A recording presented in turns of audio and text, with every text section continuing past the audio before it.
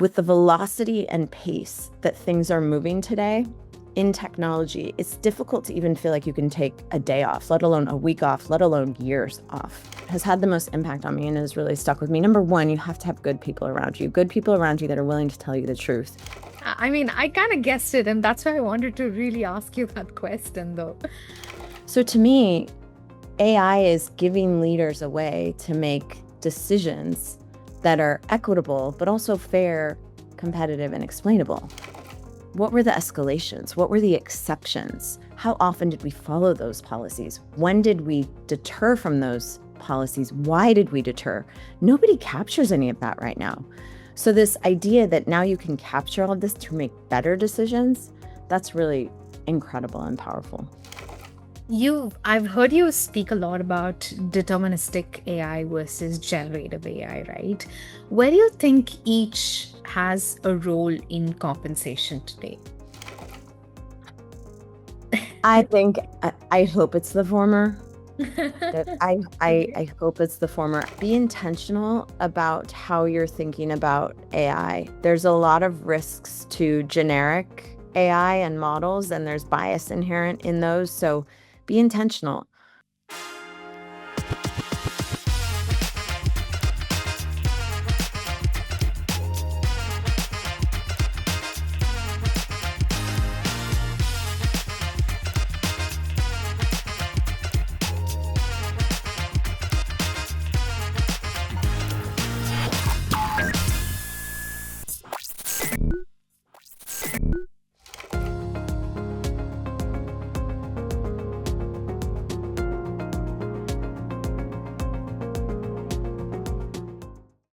Hello, everyone. I'm your host, Nancy, and welcome back to the Payroll Powerlist by Niamo, where we explore the people, ideas, and technologies shaping the future of payroll compensation and the world of work. Today, I'm delighted to be joined by Maria Colacurcio, CEO of Syndio. Maria has been at the forefront of conversations around pay equity, pay transparency, AI, and even decision intelligence, helping organizations make smarter, more equitable compensation decisions. In today's episode, we'll go beyond the boardroom to explore Maria's leadership journey, the evolution of compensation, the role of AI in shaping pay decisions, and what the future holds for HR, payroll, and business leaders. So let's get started. Thank you so much for having me. It's great to be here. Lovely, Maria. Thank you so much for that. Maria, so before we talk about AI, compensation, and the future of work, I'd actually like to spend a little time getting to know the real Maria, as in behind the titles, right? So I've listened to several of your interviews, and one thing I've noticed is that everyone wants to talk to the CEO of Syndio. Today, I'd love to talk to the person behind the title. So let's begin from scratch, from the younger Maria, okay, let's say. When you were younger, did you have like a dream career, or did you always imagine yourself leading a company, or did life just take you somewhere unexpected? Thank you so much for the question. And it's a fun one because I think it's good for people to hear about nonlinear career paths. And mine has certainly been nonlinear. When I was a kid, I was the first generation in my family to go to college. So when you think about my grandparents came over from Italy, they were immigrants, they were farmers. They had a truck farm on Pike Place Market where they trucked fruit and vegetables to sell. And my dad was the youngest of 9. And when you think about all of the aunts and uncles and all of those kids being the first set of kids to go to college, that was really important to my dad. He felt that education was what he could offer us. And our family was, like many immigrants in that day, my grandparents were very, very set on raising their kids in a way that took advantage of everything the United States had to offer. And so my grandfather became a citizen when my dad was young. And my dad really took that on and said, one of the things that I can offer you kids is an education. So I think as part of that, from a very, very young age, I not only understood that I needed to get a college education, but I also understood what it meant to sort of have a career loosely, But the difference between maybe how I'm raising my kids and the benefit of all the privilege that I've since amassed is that that's really sort of where the sentence started and ended. You've got to go to college. You kids have to go to college. Any questions after that, my parents really couldn't answer because they'd never gone to college. So whether that was how do I apply or which school do I pick or what does it mean to get a loan or what do I do after college, it was sort of, I don't know, figure it out, because all I know is you kids have to go to college. And I just feel incredibly grateful that he had such a commitment to our education. But what that meant for me is I was kind of figuring out. And so, of course, I think being of the generation that I am, it was doctor, lawyer, you sort of set on these career paths that you think are going to be lucrative and give you the ability to make money and have a career path. So from a very young age, I was certain I was going to be a lawyer. And that really took me all the way through the LSAT post-college. And at that time, I was studying, took the LSAT, was working in a job in Washington, D.C. I had done congressional campaigns. I had been involved with politics. My major, I double majored in vocal singing because I went to school on choral sort of scholarships for singing, and minored in political science. And so I ended up working in this marketing agency while I was sort of studying for the LSAT, doing all of these things in Washington, D.C. after working on congressional campaigns. And I had this incredible mentor. And his name was Bill Alexander. He was former Navy. And he said to me, "You're going to hate this. It's paper pushing. You're a people person. Most lawyers end up just pushing paper around." He had been a lawyer. And it was a really interesting pivot and moment in my life and career. And I never did it. I took the LSAT. I did very well, but I decided not to go to law school because of that relationship, because of the mentoring, because of the interest that he took in me and the advice he gave me ultimately. So I didn't do it. I didn't become a lawyer. Quite interesting, to be honest, because you've always wanted to be a lawyer, and look at you right now. And I mean, I feel so grateful that you have a mentor in your life, and ever since you've taken his or her word to true. So lovely journey, Maria. Now, you've been part of incredible growth stories, right? From beginning from Smartsheet to Syndio right now. When you look back, was there one career decision that completely changed your trajectory? Yes. And it's probably not the answer you're expecting. So the one decision I made was several years into co-founding Smartsheet. I had had my first daughter and I was pregnant with identical twins, and they were going to be ultimately 16 months apart. So I had the identical twins, went back to work, and very quickly realized that having 3 kids under the age of 2 was a lot. And at the time, I was married. This is to my former husband now, but had the opportunity to step away. And that's not a choice that a lot of women have. And so I want to appreciate that, because I was in a very unique position. But I decided to step away from my career in the workforce and raise my kids. And ultimately, I spent several years out of the workforce with my first 5 kids. I have 7 total. And I was raising them. And it was probably the most consequential decision that I've ever made in such a positive way, because number one, it taught me what difficult work really looks like, because difficult work is not the work that we engage in every day in the office. It is the molding of human beings and the shaping of their mentality and the embedding of confidence in their little psyches and caring for them regardless of how you feel, whether you're tired or stressed or whatever. And it just taught me so much that I ultimately was able to bring back with me into the workforce. And I'm so grateful for that time that I got to spend with them. But it was also consequential from the perspective of opening my eyes to what happens when you off-ramp and have to on-ramp back to the workforce. It's very difficult. And it was difficult. I sort of was a little bit cocky, I think, about how easy it would be for me. I was like, well, I co-founded a company. I've had this incredible career. I've worked in tech startups, some of which were very successful, some of which were flops. But that's what happens, and I'll have no problem. And the gap was really difficult to overcome. When I was getting back in, I really had to start, not over, but I had to start at kind of a mid-level manager role and work my way back up. And I think about that a lot. And I think about it particularly in today's environment with AI, and just how that gap is personified into something that is so much more massive than it was even then.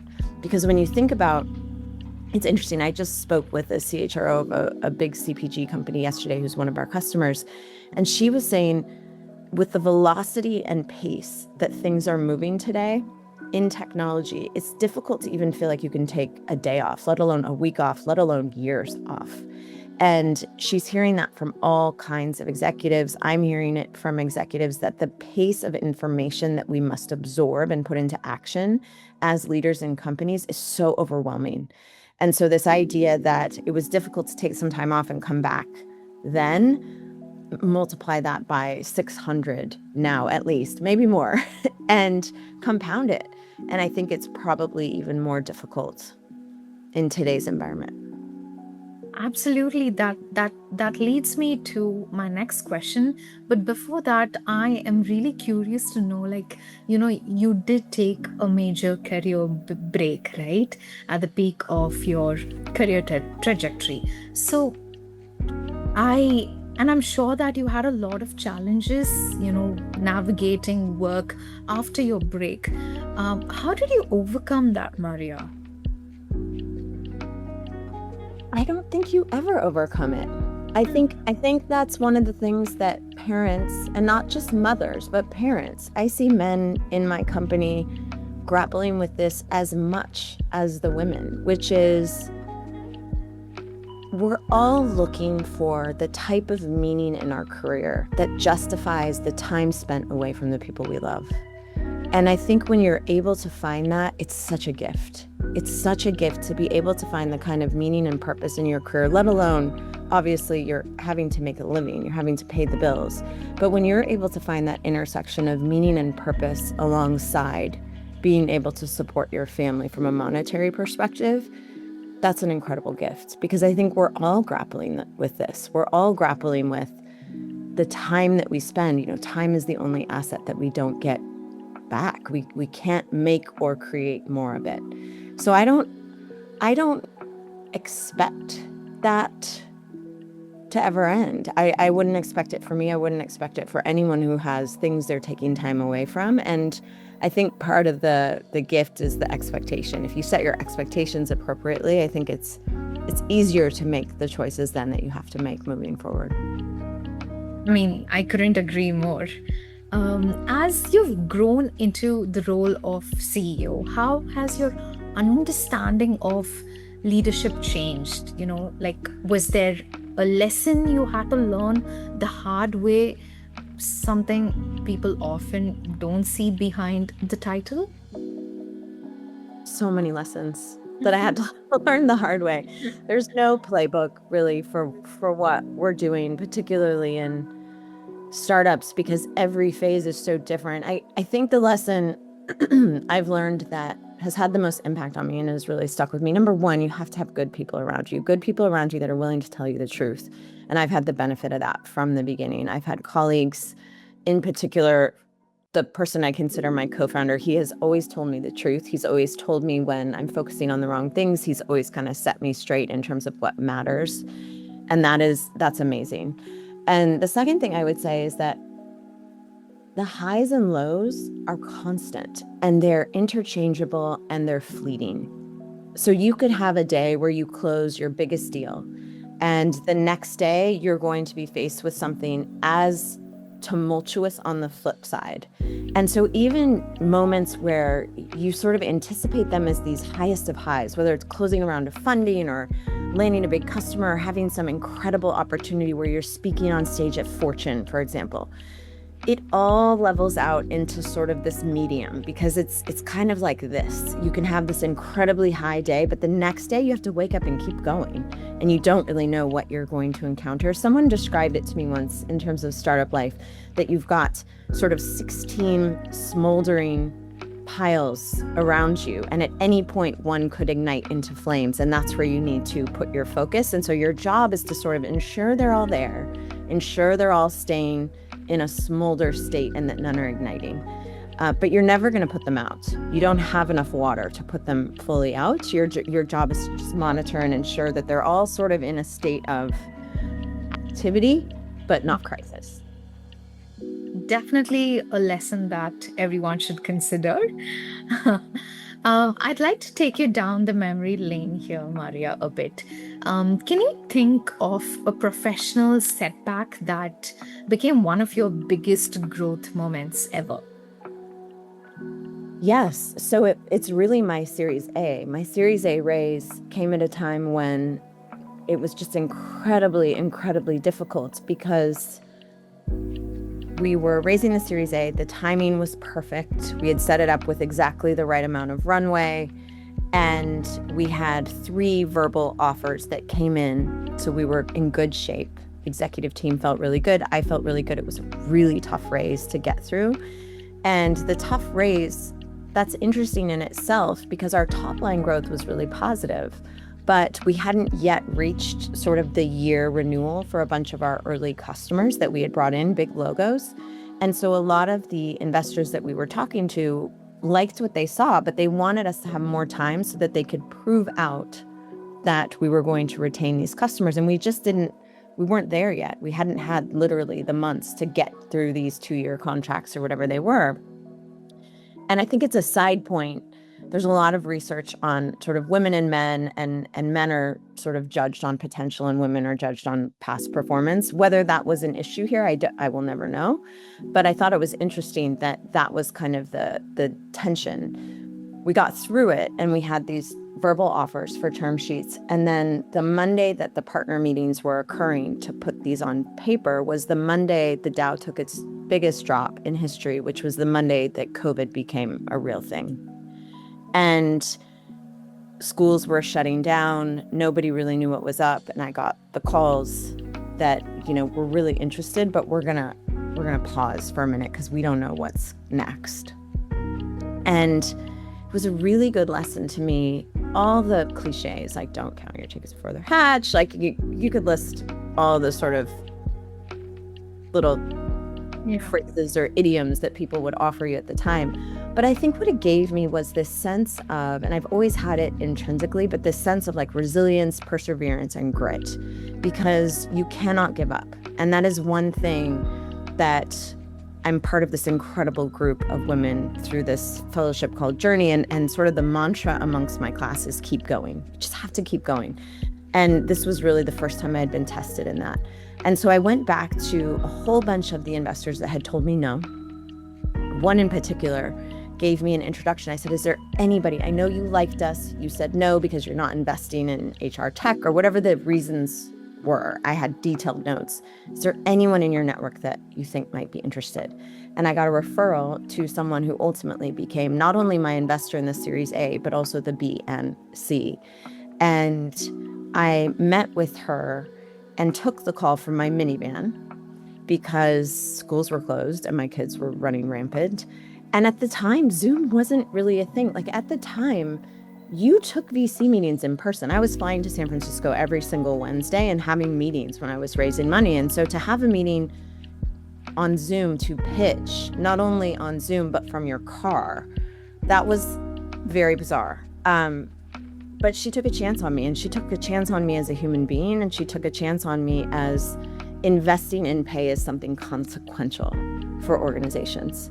And that was really a big moment for me to not only learn don't give up, but also you got to hustle, you got to go back to your network. And quite frankly, thinking about whether you burn bridges when people say no. Like, had I behaved in a way that was immature or petty with the ones who said no, that person would never have given me a referral to someone in her network. So I think there were a bunch of lessons sort of compounded into one. Lovely. Now, outside of work, Maria, what genuinely energizes you?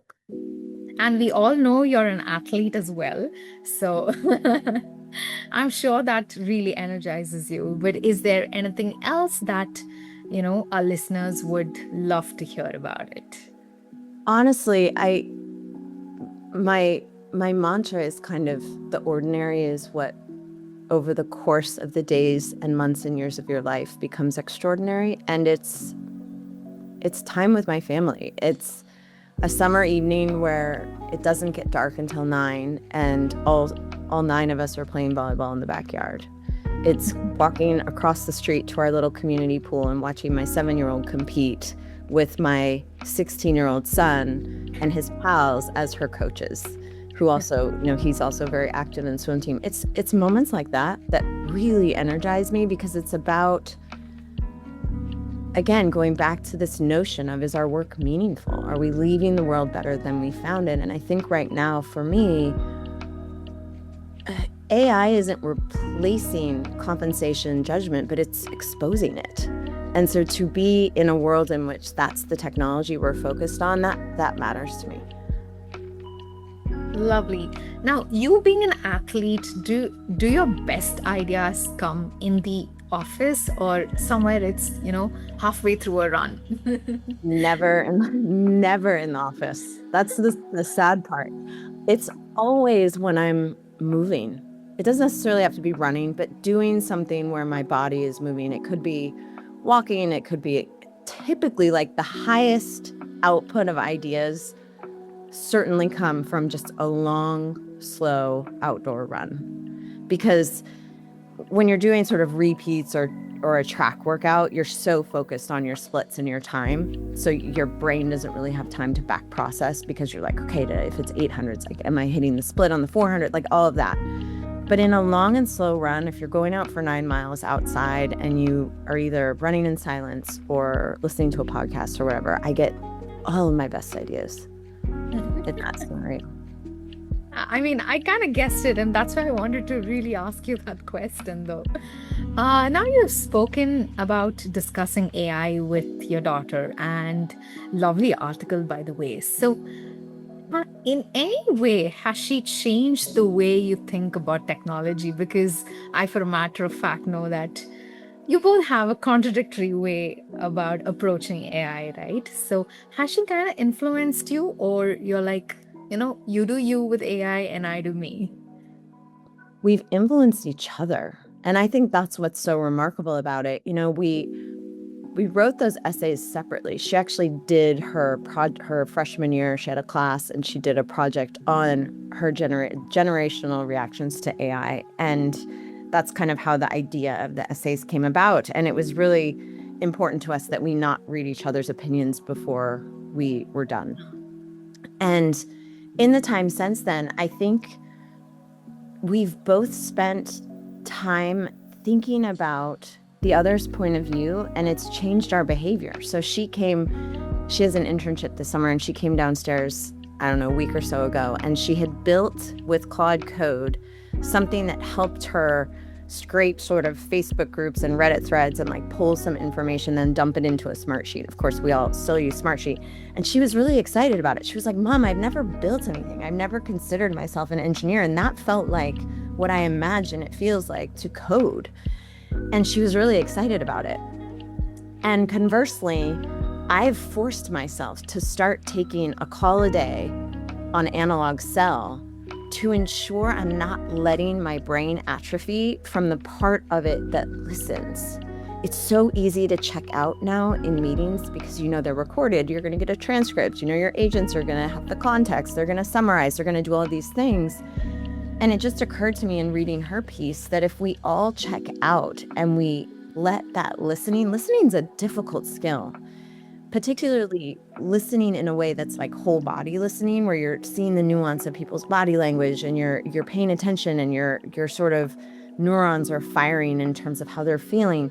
If we let that atrophy, that feels like a very dangerous place to be. And so I've started to force myself, as it feels like I'm calling a horse and carriage to take me from point A to point B when I could call a jet. Yeah. But I'm doing it because I want to really work my brain as a muscle to remind myself that I need to listen. And it's definitely helped. I notice now in meetings, I try to like take that and tune in. I'm just a little more cognizant. So I think it's beautiful. We've kind of influenced each other. Yeah, I mean, that's a beautiful influence, though. So, one word for your daughter's influence. Now, finally, Maria, now as a mother of seven, as well as an athlete and a CEO of a fast scaling tech company, when there are days when the pressure is too high and the decisions just keeps coming and flowing, how do you stay grounded? It's so easy with kids. Like, it's not their problem. Like, if I'm having a terrible day or I have stress over this or that, like, it's not their problem. They shouldn't have to deal with that, is kind of my point of view. One of my daughters, who's an identical twin, said something to me a couple of months ago that was like the best compliment I had received. We're hybrid. So we have an office in Seattle, but there are days that, like today, I'm working from home. And she said, Mom, what I really appreciate about you is when you come out of your office, she's like, I don't really know what's happened behind that door because you always come out with a demeanor that is upbeat and positive, and your mom, and you're like ready to engage with us. And that is so difficult. But I think at the end of the day, this sounds terrible, but I have a mantra in my head that's actually my husband's, which this sounds so negative, but it's basically like no one cares. Like, they care about you as a human being. They don't really care. When I talked about those highs and lows, like if you're like, kids, I got this spot on the Fortune, whatever, they're like, cool, Mom, are you happy? They don't really care. They care about you. And so if you magnify that by the positives and negatives, and you just remember it's not their problem and you shouldn't make it their problem. I think that like, it sounds really brutal, but it definitely keeps me in the right headspace when I move from work to home stuff. That's really lovely, Maria. I mean, I believe this particular mantra, I think all of us should imbibe within ourselves, because there are so many hard days where it becomes really difficult to separate work from life, because at times life can become a major part of your work and vice versa. So it's really difficult to bring that thin line across both of them. But yes, I believe it's 100% guaranteed mantra that everyone should take it, and I'm definitely taking it because I find it very hard. So yeah, It's so hard, and I don't mean to sound like I've got it nailed. There are many times where I'm putting the little ones to bed with my husband, and I have an early morning the next day, and like I'm on a short fuse because I'm thinking about like, God, it's getting late and I have to get up so early and I'm not going to get any sleep. And then it starts to sort of spiral in your mind. And I just think if you have that mantra of like, that's not their problem. That's your problem. And so you need to deal with it without it sort of spewing onto them. It's really difficult.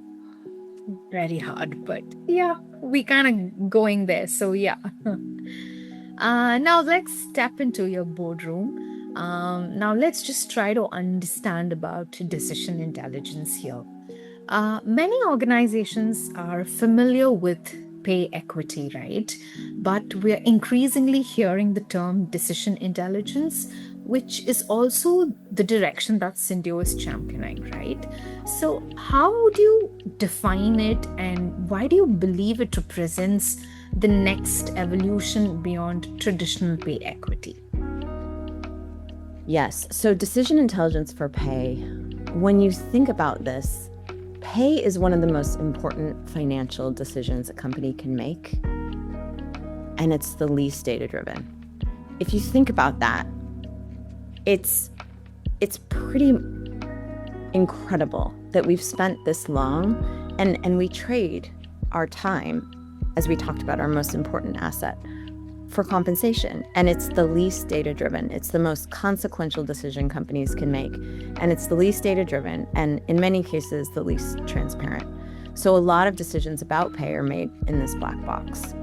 So to me, AI is giving leaders a way to make decisions that are equitable, but also fair, competitive, and explainable. And all of those things are critical in today's environment. So decision intelligence is really about guidance on what exactly do we value?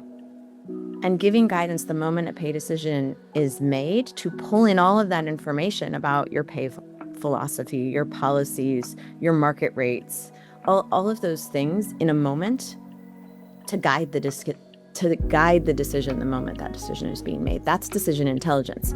I think step 2 on that is all of the things that you can gather as you're doing that. You can start to understand, and this is where the power of decision intelligence becomes really incredible. What were the escalations? What were the exceptions? How often did we follow those policies? When did we deter from those policies? Why did we deter? Nobody captures any of that right now. So this idea that now you can capture all of this to make better decisions, that's really incredible and powerful. While decision intelligence is not just AI for decisions, right?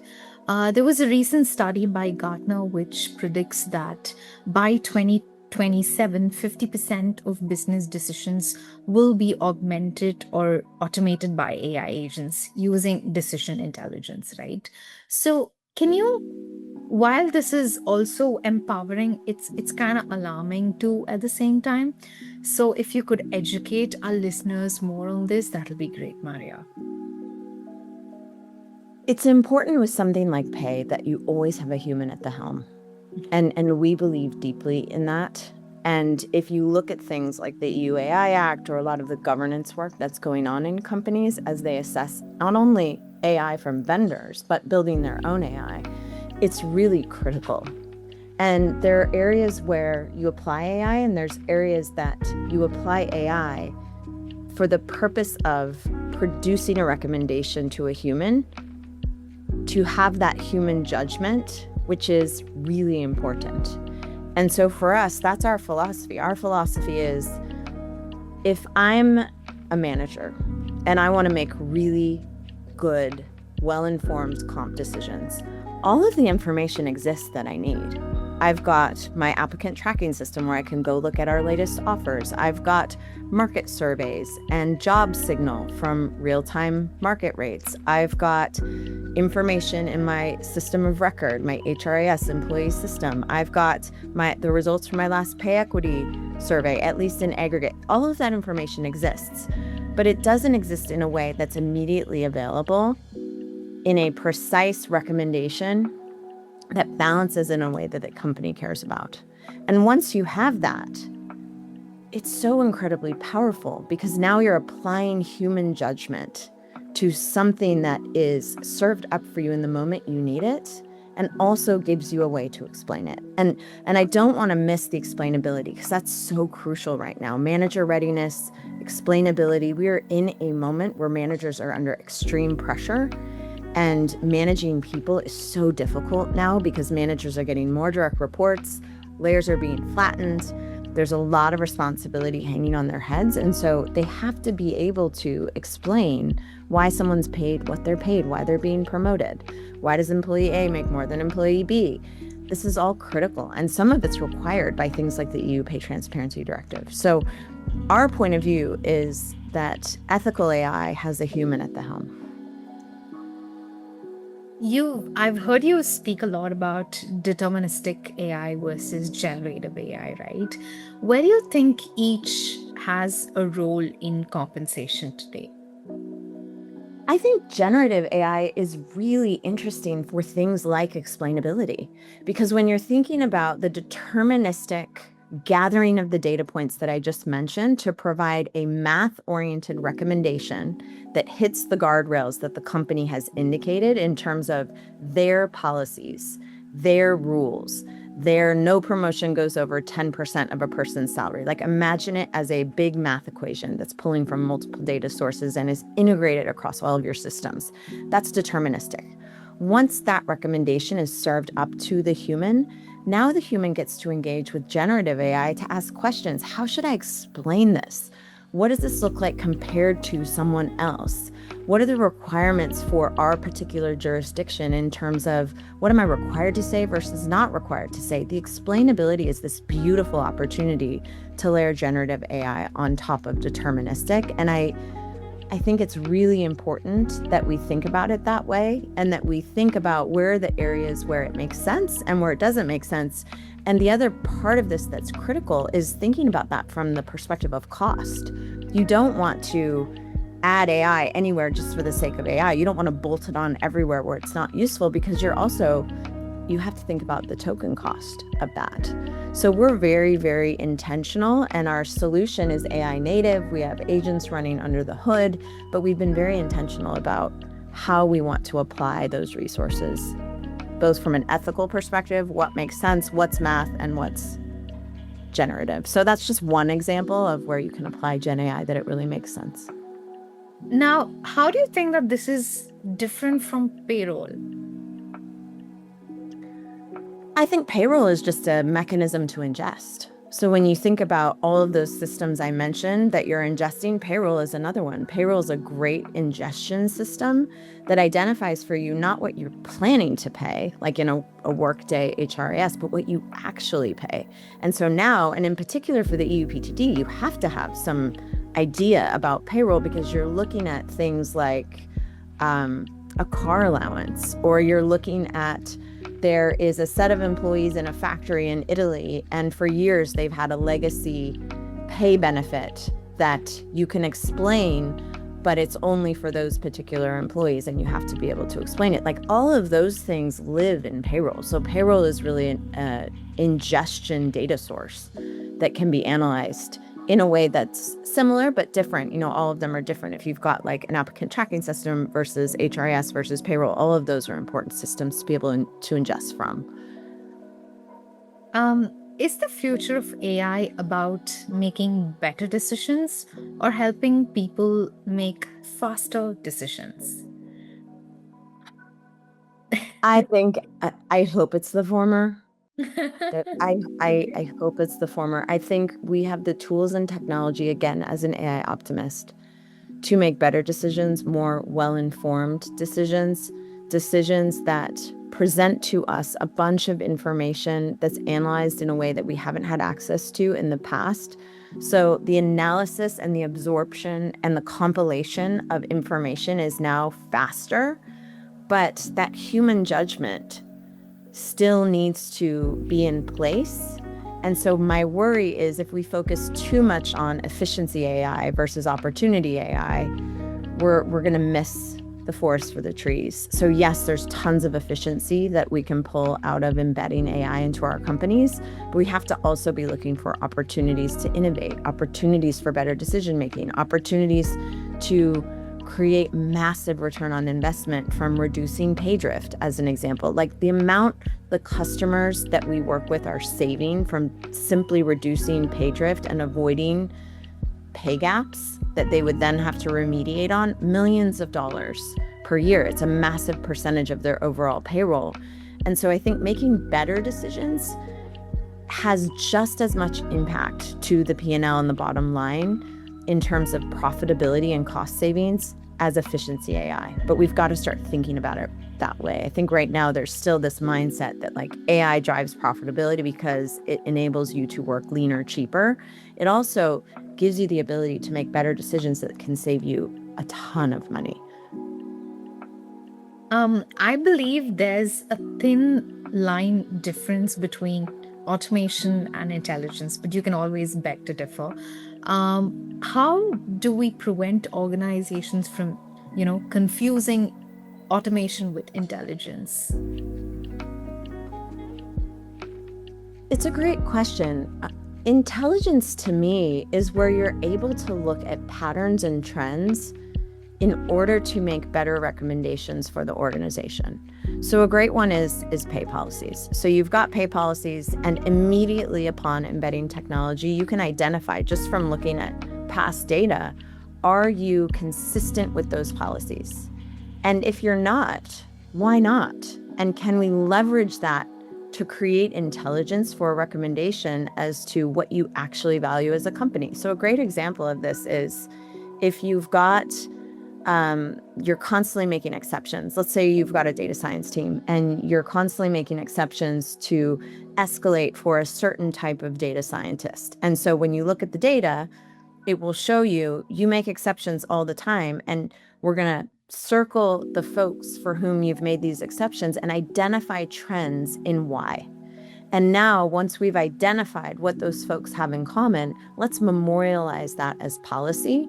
So next time in the cycle, you've got a candidate that matches that. Not only do you decrease the risk of losing them because you're not offering enough, so bringing in that competitive market pay, but also you have an explainable, documented reason for what you value. And now it makes sense. You're consistent with your policies, but you're only consistent because you've now derived intelligence from the decision making that you're doing on a day in, day out basis. And that's at scale. The intelligence power comes from capturing data that's happening at scale, decisions that are being made that are not captured today, escalations, where you're going outside pay policies, where you're inconsistent with those policies, capturing all of that and providing the intelligence and trends to give insights as to what you can do better. That's different than automation. I think the automation, to answer your question specifically, would be, okay, how do we make those decisions faster? How do we make sure the workflow is happening more quickly? How do we get an offer from taking 5 days to taking 30 minutes? Those are great things, and our customers leverage our technology to do that. That to me is automation. The first example is intelligence. Intelligence. Perfect. Let's touch base about new hires and compensation risk now. New hires often have the greatest opportunity to negotiate compensation, right?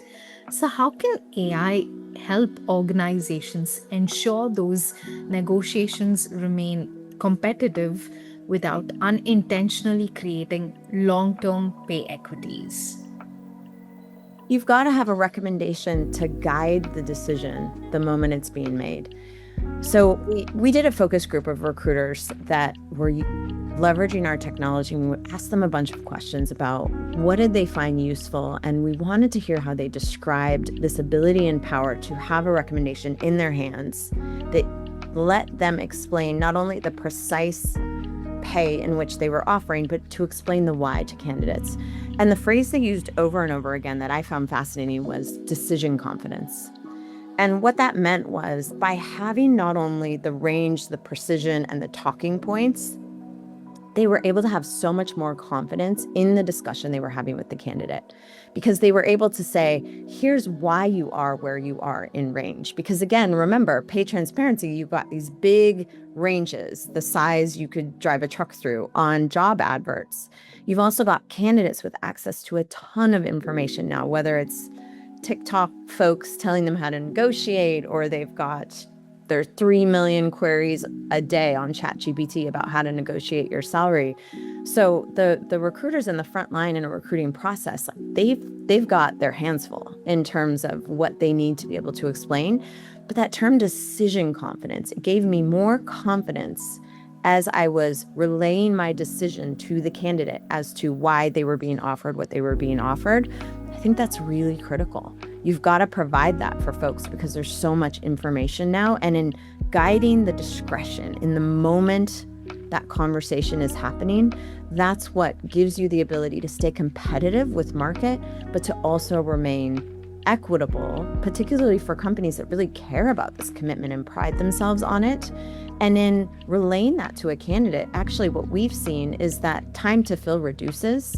The offer process accelerates, because think about it, if you're receiving an offer and you're hearing from the recruiter, we value equitable and competitive compensation, that makes you feel good. You're thinking back to an experience where, gosh, at this other company, I hired someone on my team and found out they made more than me. It sounds like this won't happen at this company. That's something that actually draws people in, and they want to know that they're paid fairly. Lovely perspective, though. Now, to touch base on the previous question, can AI really help managers make fairer offers without taking away flexibility? We did cover about decision, but can this also be made accepted when releasing an offer to a candidate? And this is a really interesting thing to be aware of, because so many companies are taking different paths here. So some companies are putting more pay decisions in the hands of managers, whether that's the merit cycle, giving them more discretion over distribution of how they allocate a budget for merit, promotions, transfers, things of that nature. Other companies are doubling down on their comp team to sort of be a comp professional on the shoulder of every manager. That's really difficult. That's what we're hoping to help comp teams scale, is this ability to, your strategy cannot be in every room where pay decisions are being made, but now they can with our product. We can actually extend and scale that comp strategy so that managers have access to something that guides, again, that conversation, that gives them all the tools they need to be able to describe and explain, here's why your promotion is where it is in range. We're not putting you to the top of the range. Here's why. Here's what the comparable data set looks like. They have everything in their hands to have a really smart conversation about compensation. The third is the role of the HRBP. So some companies, again, are doubling down on the HRBP layer. Some are eliminating it altogether, which puts more on the role of managers. So if you think about managers at scale in enterprise companies have always had sort of this layer of assistance. In many cases, that's going away. And so you've got to scale that comp expertise so that in the moment they are having a discussion about merit, about why the distribution was 5% for one of their direct reports and 1% for one of their other direct reports. Explainability is crucial because they have to continue to breed trust, and trust and transparency are two sides of the same coin. As pay transparency becomes the norm today, do organizations need AI not just to benchmark against the market, but also to understand the internal ripple effects of every new hire?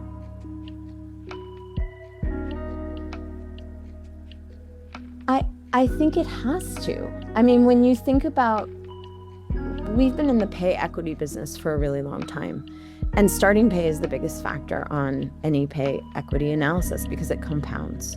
Yep. So when you think about this balance of market rate and internal fairness, promotions, how people move within an organization, how they move up, all of these things are so critical. And again, being able to leverage AI in a way that provides transparency and opens up that black box so that people understand why those decisions are being made, that's the type of company you want to work for.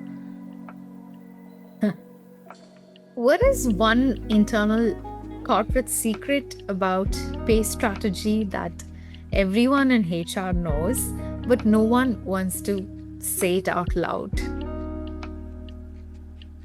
That the pay strategy, once it gets into execution, is completely nascent. So you've got teams spending so much time on the comp philosophy, the headcount plans, the P&L around costs. Those things, if managed properly, gives companies so much more ability to not use the blunt instruments of just hiring and laying off, because there's so much in the middle where you can start to manage and scale that pay strategy. Right now, there's decisions made on the pay strategy, the pay philosophy, that are very thoughtful and intentional, and they don't ever leave the room in which those decisions were made. They're not scaled once they're out in the wild. And it happens within days of starting the year. You put the strategy together, you start the fiscal year, and all of a sudden there's, well, I really need this shiny person and they're special and I'm not going to write down why. Like, nobody's saying don't pay really great 10Xers 10X, but document it so that you can be consistent. And that if you find other 10Xers, you're going to immediately identify them as driving business value. I think the dirtiest secret is that we don't actually know if compensation is tied to business value. And that's something that we can start to understand. We can start to understand, okay, we paid this person 10X because of these things. Let's now follow their journey. Did they get good performance reviews? Did they get whatever your company cares about, right? Did they have high revenue per employee? Did they have great engagement scores? Like, every company is going to care about different things when you talk about business outcomes. But you have to be able to, at some point, close that loop in terms of, we value these things. Is that paying back? is that actually showing up in the business results? And right now, I don't think there's a way to do that pre-AI. Quite interesting take on that, Maria. Now, when you speak with CHROs from different niche and different industry, do they view ghost jobs as a recruiting issue, or are they beginning to see it as a broader governance issue that affects workforce planning, compensation, and even employer trust for that sake? Ghost jobs. This is so interesting to me that there's legislation around making sure a job so we spent 5 years talking about a good faith pay range on a job posting, and now we're talking about, is the job itself good faith? It's fascinating to me because we spent so much time on the pay range, and now we're talking about, is the job itself actually in good faith?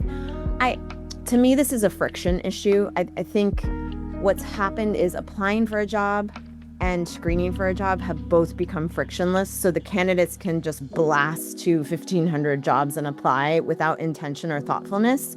And so the corporations have to respond with, okay, how are they screening for jobs? How are they looking in a lawful way, right? So there's a whole other side of this, which is selection and how that can get dangerous. But you can't fix it and introduce friction for the corporation without also introducing some sort of good faith friction for the candidates, because otherwise it's going to be one-sided. So I think it's an interesting issue. I think the legislation, I don't know that it's going to be super effective. I don't have an answer to how to fix this yet, but if anything, we could maybe take some lessons from the collegiate experience when you think about how I applied to university, which was picking a few schools because I knew it was going to take me a long time to craft those applications. And now you have the Common App. And what the universities did in response is they started to make it clear that if you don't show that you have done your research on us and you don't have elements in your essay that are specific to why you want to go here, we won't even look at you. So there's got it, which caused, again, some more thoughtfulness to go on the side of the applicant, which is, I have two 17-year-olds right now. They're doing their research. They're trying to figure out which professors would we like. Let's go read some of they're trying to customize their applications so that they're seen as thoughtful, and they're trying to actually be thoughtful. You can't fix it on one side and not the other. And that's kind of my fear with this legislation. Is they're trying to provide friction into a frictionless experience that's not going to solve the problem. Sad, but yeah, that's a reality we live in. Yeah. Okay, so before we conclude, Maria, if our listeners remember, let's say, only things from today's conversation, what would you want those to be? I think number one, embrace your nonlinear career journey. I think number two, give yourself grace, particularly if you're a working parent. I don't care if you're what your role is. You could be a grandparent that's working and taking care of your kids. Like if you're a working parent, give yourself grace. I think number three, oftentimes the best way to get through something is just to get through it. Keep going. Resilience, perseverance, just get through it, one foot in front of the other. I think number four would be intentional about how you're thinking about AI. There's a lot of risks to generic AI and models, and there's bias inherent in those. So be intentional. Look at the ethical ramifications. Be really smart about the vendors and partners that you choose to work with. Lovely. That was really nice talking to you, Maria. Thank you so much for having me. It was great to be here. It was a wonderful conversation. Sure, thank you. Maria.